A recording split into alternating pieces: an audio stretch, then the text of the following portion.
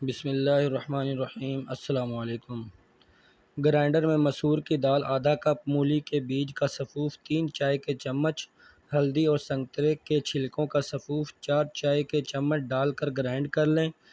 روز رات کو ایک پیالے میں تھوڑا سا امیزہ لے کر کچے دودھ میں مکس کر کے فریج میں رکھیں اور صبح اوبٹن کی طرح چہرے پر لگائیں۔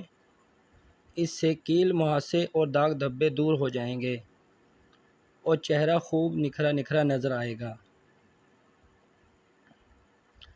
چہرے کے بلیک ہیڈز ختم کرنے کے لیے ایلو ویرا اور پپیتے کا گودا آدھا کپ ہم وزن لے کر بلینڈ کر کے ایک صاف بوتل میں ڈال کر فریج میں رکھ لیں اور دن میں کسی بھی وقت ایک پیالی میں 1 چائے کا چمچ امیزہ اور چٹکی بھر بیکنگ سوڈا مکس کر کے 10 سے 12 منٹ کے لیے چہرے پر لگا کر اچھی طرح دھو لیں۔ اگر کسی تقریب میں جانا ہو اور اچانک ہی چہرے پر کوئی دانہ نمودار ہو جائے تو جائفل پیس کر دودھ میں مکس کر کے دانے پر لگا لیں۔ تقریباً 2 گھنٹے کے اندر دانہ وقتی طور پر ختم ہو جائے گا۔